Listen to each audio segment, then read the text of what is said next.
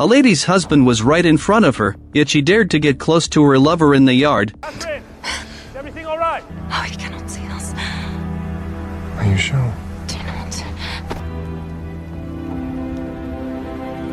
This is the 2026 version of Wuthering Heights, and it's very bold. This classic tragic love story has been reinterpreted this time. The madness of love and hatred on the moors, and the sinking of souls under class divisions, will receive a brand new interpretation in this version. On this day, under the expectant gaze of the crowd, a man was hanged in mid-air. Fucking hanging, yeah!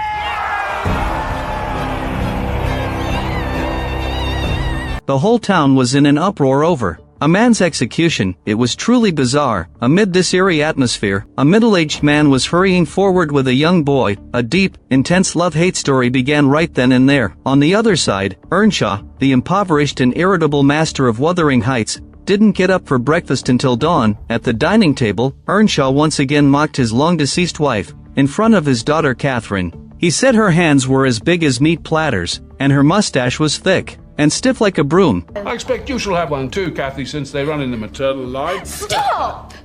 You must not talk about Mama like that. But as soon as Catherine spoke up to contradict him, Earnshaw's expression changed instantly. He refused to accept his daughter's disobedience, so he stood up coldly and left, planning to dine at the Ram's Head Inn. Earnshaw didn't return home drunk until evening, leaving plenty of vomit for the maid to clean up. But soon Catherine overheard the news. Her father had once again shown kindness and brought a boy back to the manor. Upon hearing this, Catherine immediately ran to the attic and sure enough, found a little boy under the bed. Catherine thought she had found a new toy, so she happily led the boy to her father. She thanked Earnshaw repeatedly, saying there was no better father in the world than him. So I have called him Heathcliff, after my dead brother. Earnshaw readily agreed to Catherine's request, and thus the boy was officially named Heathcliff. Can I dress him up? Yes, of course. He shall be your pet. I shall be very, very kind. Unless you are bad, and then I shall pinch you. But when the maid Nellie saw the two playing together, she barely smiled. Another maid nearby said true friends weren't hired, even if your father was a noble. It didn't make you a lady, and a bastard girl could never be a lady.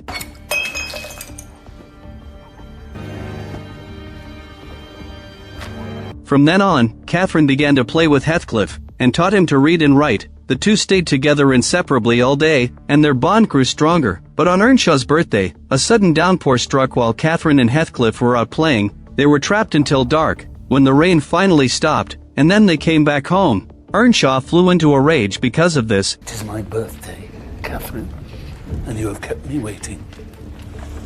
I believe you do not care for me at all.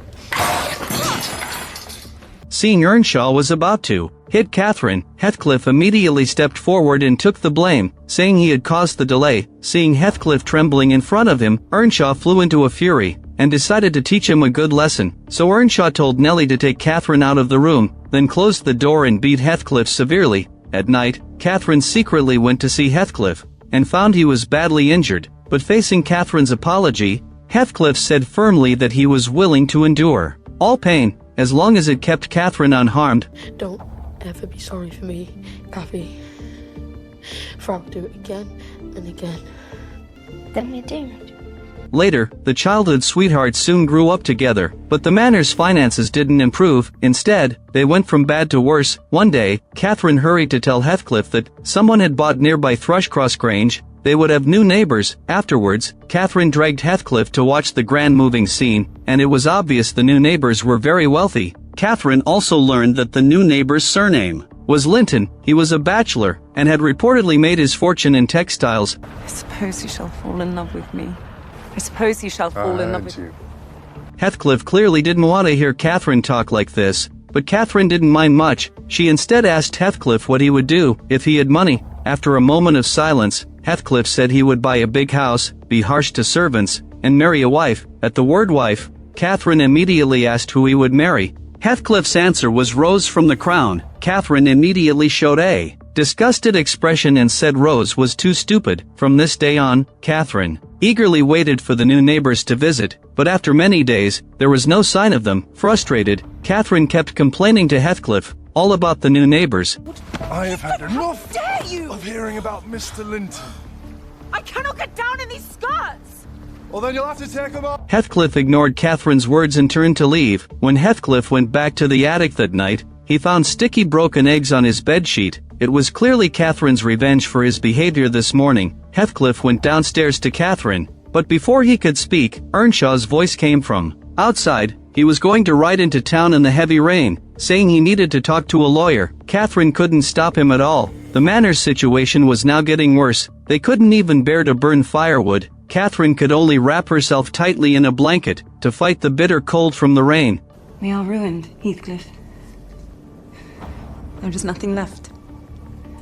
He's gambled it all away. Because of this, Catherine wanted more than ever to meet the new neighbor, preferably marry him and change her life. Otherwise, Catherine couldn't imagine freezing to death in the manor. One day, after listening, Heathcliff fell silent for a while, then suddenly stood up and smashed a chair to burn for warmth. Not throw yourself at Mr. Linton, Kath. Catherine actually understood Heathcliff's feelings, but he was only a foster son with no money or power. Catherine couldn't imagine what life would be like if they stayed together. Early the next morning, Catherine went out alone. Seeing the new neighbors had moved in, she quietly went to the edge of the manor. The manor's master, Edgar Linton, was chatting with his sister Isabella, but as they talked, Isabella suddenly saw Catherine's head peeking out, and screamed in fright. Edgar quickly looked where she pointed, and saw Catherine with a sprained ankle. Before long, a letter was delivered to Wuthering Heights. In the letter, Catherine wrote that Edgar had taken her in after she sprained her ankle. Earnshaw read the letter happily. His daughter really knew how to make connections.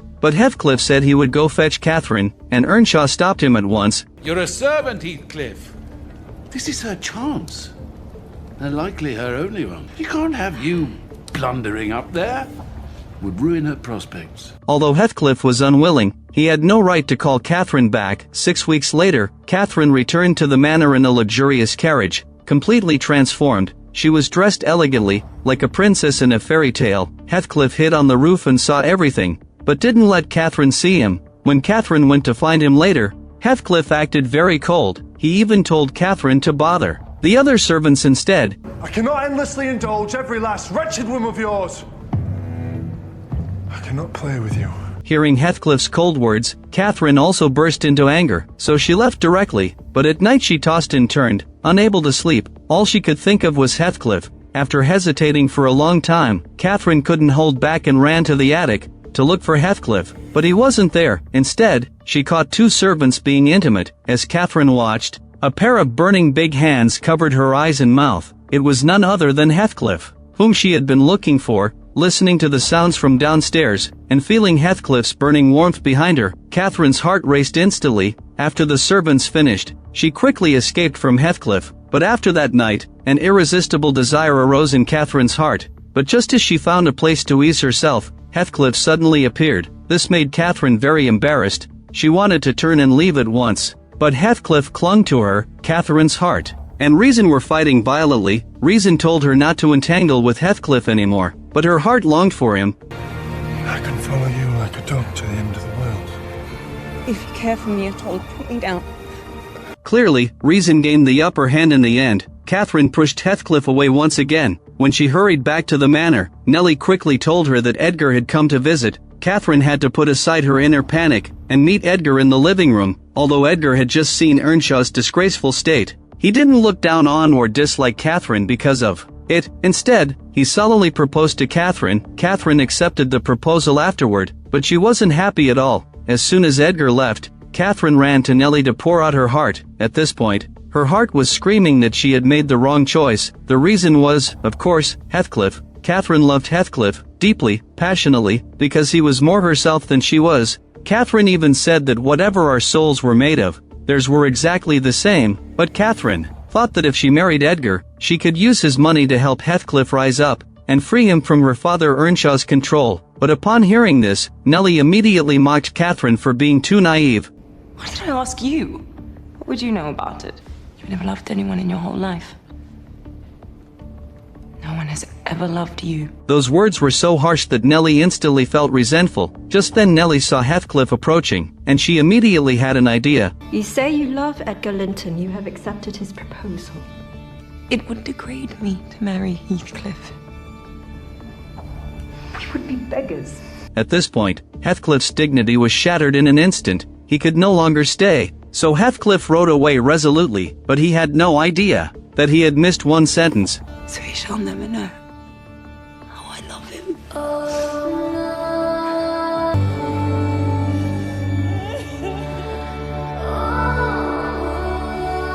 The next day, Catherine realized Heathcliff had left. She stubbornly insisted that Heathcliff was only sulking with her. After all, how could Heathcliff bear to leave her? So Catherine waited by the cliff every day, looking out. But a year passed, and there was no sign of Heathcliff returning, and Catherine had no excuse to delay the wedding. So Catherine put on her wedding dress and walked alone across the plain on a windy day. She finally walked straight to Edgar, and completed the wedding she had once longed for so much. Married life was indeed as wealthy and luxurious as she had imagined. She finally had endless beautiful dresses and luxurious jewelry to wear. She no longer had to fear freezing to death in winter, due to poverty. But Catherine always felt empty inside, the kind of emptiness that no amount of wealth could fill. Days passed by in this strange emptiness. One day 4 years later, Catherine went back to Wuthering Heights to visit her father. After a long time, she was surprised to learn that the housekeeper had left. Long ago, the whole house had become even more dilapidated, and now Earnshaw was sickly and haggard, his eyes cloudy, showing yellow teeth when he smiled. He looked nothing like a squire. It turned out that although Edgar supported his father-in-law every year, Earnshaw gambled and lost all the money as soon as he got it. That was how he ended up like this. Perhaps you might share some of that happiness with your poor, lonely old papa. Just give him a little bit more to get by on. Catherine refused at once, for she knew her father would only gamble the money away. Hearing this, Earnshaw immediately asked his daughter what she would spend the money on, more fancy jewelry, or more cheap trinkets hanging on her body. Then Earnshaw brought up the subject of children, saying that Catherine hadn't given birth in years. Could it be that Edgar was impotent? Furious, Catherine threw a handful of money on the ground and stormed out of Wuthering Heights. Now, Catherine completely cut off all thoughts of her father. You need never go back there again. I do not know why I went back. There is nothing for me there. After that, Catherine's life returned to peace. Before long, Catherine suddenly became pregnant. The news delighted Edgar, who paced the room excitedly. But after Edgar left the room, Catherine found crushed eggs on the bedsheet. She immediately thought of someone, so Catherine quickly walked out, looking around constantly, but didn't see the figure she missed day and night. The next day, Catherine went again to the place she had visited countless times to search. She finally saw the familiar yet strange figure in the thick fog. Heathcliff had completely changed by then. He was well dressed, looking like a true upper-class gentleman. When Catherine saw him clearly, she couldn't help rushing forward and hugging Heathcliff tightly. At this point, Catherine's heart was finally whole. Only after the hug did Catherine have the mind to look carefully at the man before her. Oh, you are handsome, you brute, and rich. After speaking, she couldn't help hugging Heathcliff again. She then invited Heathcliff to her home for dinner. So Heathcliff appeared openly at the dinner table of Thrushcross Grange. Catherine cheerfully introduced Heathcliff to everyone, but Heathcliff acted very cold. Ever since they met again, Heathcliff had been lukewarm toward Catherine. And there was another shocking piece of news for Catherine. Heathcliff was now living in Wuthering Heights. It turned out Heathcliff had bought the manor from Earnshaw with money. He was now the master of Wuthering Heights. Heathcliff's handsome and cool demeanor immediately caught Isabella's attention. She fell in love with this man at first sight. After all, Isabella had been a spoiled girl raised in comfort. She read pure love romance novels all day, and had a very innocent nature. Heathcliff spoke and acted sharply, exuding arrogance from head to toe. It was no wonder Isabella fell for him. While swinging with her sister-in-law that day, Isabella couldn't help expressing her feelings to Catherine. Catherine immediately tried to dissuade Isabella. She said Heathcliff was rude, wild, and bad-tempered, not a good man to marry for life. But Isabella wouldn't listen to Catherine's persuasion at this point. You are a dog in the manger, Cathy. I speak from jealousy. I only meant to save you from humiliation. By all means, pursue him. Although Catherine acted as if she didn't care, she actually cared deeply. One day, Catherine and Heathcliff sat face-to-face talking. Catherine told him about Isabella having a crush on him. As if to anger Catherine, Heathcliff immediately said Isabella was beautiful and very rich. Furious, Catherine quickly dragged Isabella out, who had been hiding and eavesdropping, and pulled her forcibly in front of Heathcliff. You see, Isabella thinks that if only I would step aside, she would shoot a shaft of light into your soul that would make you a gentleman. No! I will not be named a dog in the manger again. I will go. You stay. As soon as Catherine let go, Isabella fled in panic. Heathcliff could see Catherine was jealous, so he said coldly, "You're just being a dog in the manger. If Isabella wants a kiss, I'll be happy to oblige." Catherine quickly objected, but she had no right to do so. I'm not your husband, remember? You have no right to be jealous of me. Catherine couldn't understand why Heathcliff was treating her like this. She couldn't help questioning Heathcliff. "What do you want from me? I've been nothing but kind to you since you came back. Did I ever blame you for leaving without a word? It was clearly your fault, yet now you're blaming me instead." Heathcliff sneered and told Catherine, "You knew I loved you, yet you cruelly ignored everything. Wasn't that you being cruel to me?" At those words, Catherine fell silent immediately. Then Heathcliff solemnly warned Catherine, "If you think a few sweet words can comfort me, you're a fool. And if you think you can marry Linton without facing revenge, you're wrong. There can be no peace between us." For you are welcome to torture me to death for your own amusement. Only please allow me to amuse myself in the same style. Kiss her then.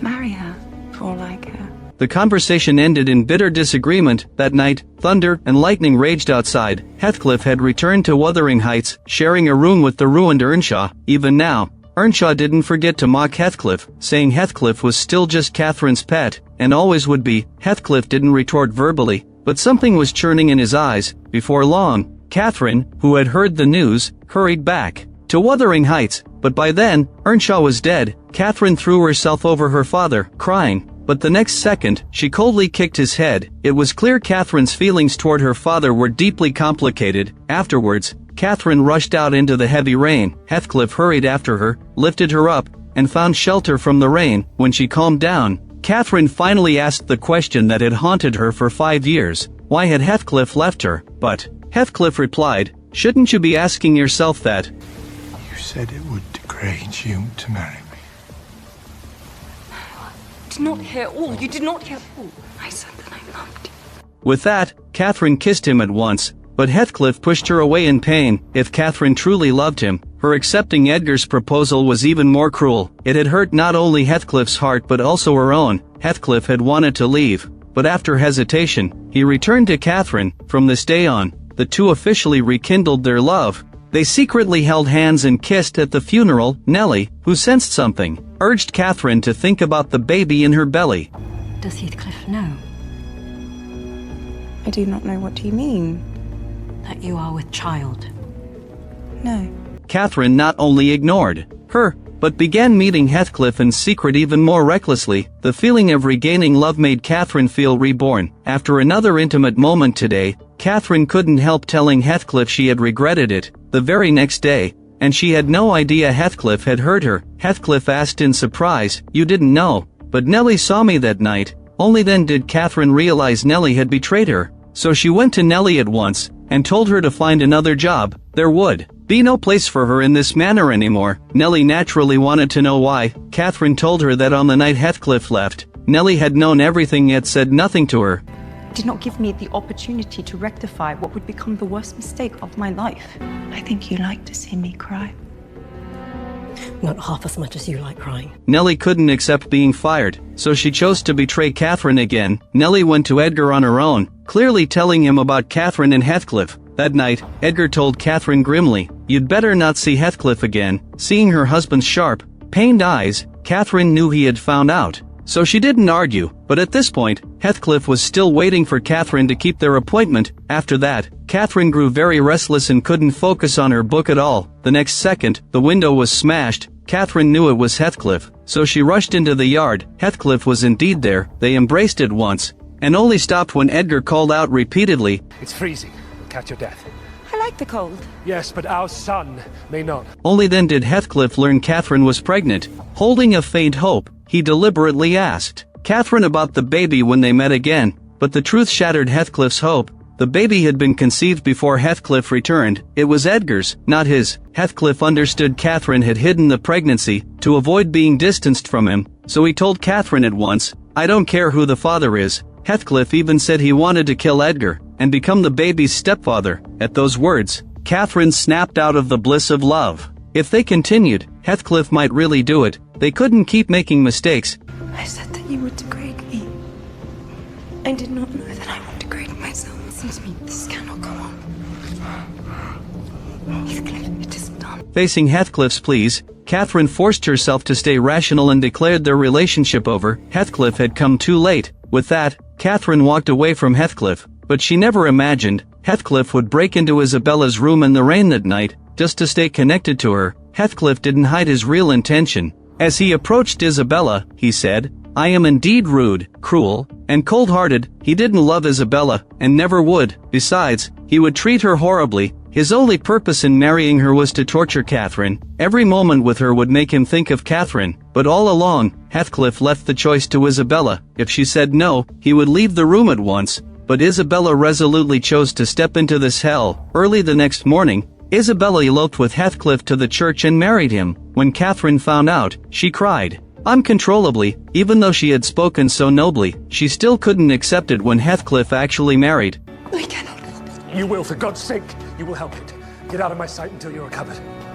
From this day on, Catherine fell into a state of deep depression. But just half a month later, Isabella sent a letter to Nellie. Edgar had cut her off because of her elopement and marriage, so Isabella had no one else to write to but Nellie. In her letter, she said she had endured countless sufferings in those 2 weeks. Heathcliff wasn't human at all. He was a monster. Isabella begged Nellie to come and save her, but after reading the letter tremblingly, Nellie told no one about it. Nor did she go to rescue Isabella. Heathcliff was furious when the person he wanted to see didn't come. It turned out Heathcliff had deliberately made Isabella write the letter in such a shocking way. His goal was to make Nellie show the letter to others, so that he could have a chance to see Catherine. Unwilling to give up, Heathcliff immediately told Isabella to write again. This time he planned to send it directly to Catherine. Unluckily, the ill Catherine never saw the letter, because Nellie threw it into the fireplace. Nellie also refused to let Edgar visit Catherine. She said if he backed down now, Catherine would never respect him later.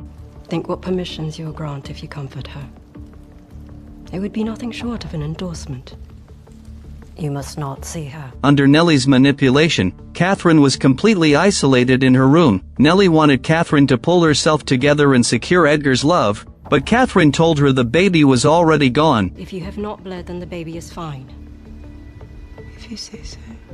At this point, Nellie suddenly saw 3 lines written by Catherine on the window. They were, "Catherine Linton, Catherine Heathcliff, and now I don't have to try so hard anymore." Feeling things were slipping out of control, Nellie went to Wuthering Heights. To her surprise, she found Isabella was being treated like a dog by Heathcliff, and Isabella herself refused to leave with Nellie. After that, Heathcliff kept writing to Catherine, hoping to see her again. At first he had Isabella write for him, but after receiving no reply for a long time, Heathcliff began writing himself. He admitted he had lost, and was willing to be Catherine's prisoner forever.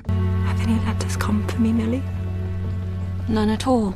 Heathcliff hid under the bed once more, hoping Catherine would come to find him as she used to. Little did he know Catherine knew nothing about it. Trapped in constant despair, Catherine's health deteriorated rapidly. This evening, Catherine vaguely felt a pair of hands under the bed, holding her ankles, but in reality, there was nothing there. Suddenly, Catherine heard a familiar voice calling her name. She walked to the window and saw it was young Heathcliff. Young Heathcliff asked why she was giving him the cold shoulder. All Catherine could do was keep saying sorry. Soon after, Nellie rushed in to close the window when she heard the wind. She could bear it no longer and told Catherine to stand up. I will not stand for this grotesque performance a moment longer. You are revolting. You're both revolting. Get out of bed. Get out of bed. Get out of bed! Symptoms of blood poisoning had appeared on Catherine's thighs. Nellie has played traitor again. Nellie is my hidden enemy. Nellie was terrified and immediately called for Edgar. Edgar angrily scolded Nellie. How could you think she was faking it? These are all signs of blood poisoning. Furious, Edgar ordered someone to restrain Nellie, but Catherine stopped him. She called Nellie over and whispered a few words in her ear. Afterwards, Nellie rushed straight to Wuthering Heights. She told Heathcliff the news and took Isabella away. Although Heathcliff rushed here as fast as he could, Catherine died of severe bleeding halfway through his journey. When Heathcliff finally arrived at the manor, he saw Edgar with blood on his clothes. He immediately knew something terrible had happened. I'm sorry. You love me, I'll kill you. Ignoring Edgar's protests, Heathcliff stumbled to the bed. With trembling hands, he lifted the sheet and sought his beloved's pale face at once. Get the doctor, for God's sake! Somebody get the doctor! My darling Payne. Oh, do not go. Staring at the unresponsive Catherine, Heathcliff wept and buried his face in her arms. He whispered repeatedly to her corpse, "Please don't leave me. Don't leave me alone in this abyss, lost without you." In a daze, Heathcliff thought he heard young Catherine say sorry. Back then, young Heathcliff had told her, "Never apologize to me," because he would do it all over again and again. In truth, after young Catherine fell asleep that night, young Heathcliff had also whispered one more thing in her ear. I love you until the day that I die, and forever after.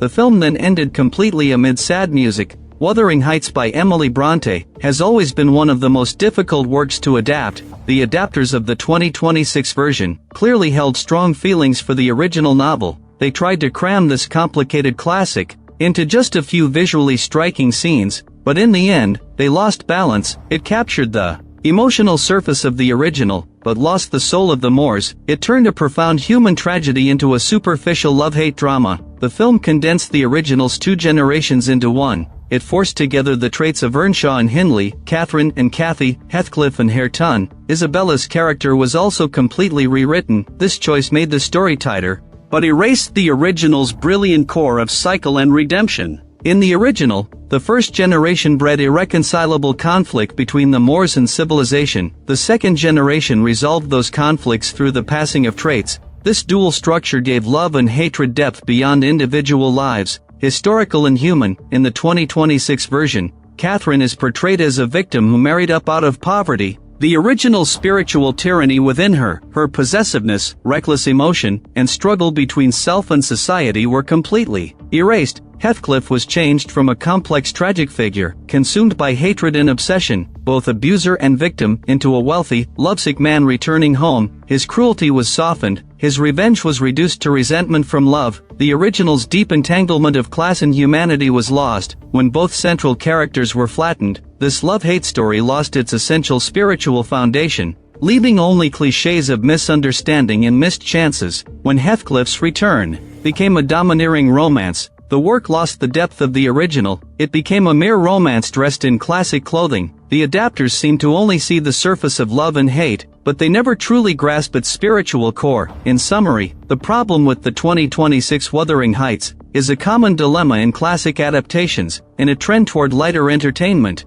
Should we lighten classic works to suit the public? The adapters clearly chose the latter. It turned the original's complex human struggle and deep spiritual pain into easily digestible misunderstandings, betrayal, and unrequited love. It replaced serious reflection with dramatic plot, and replaced spiritual resonance with visual shock. Yet Wuthering Heights is a classic precisely because of its weight. When that weight is removed, the Moors lose their wildness, and love and hatred become superficial. What remains is only a love story in name only. If you like my channel, please give it a thumbs up and subscribe.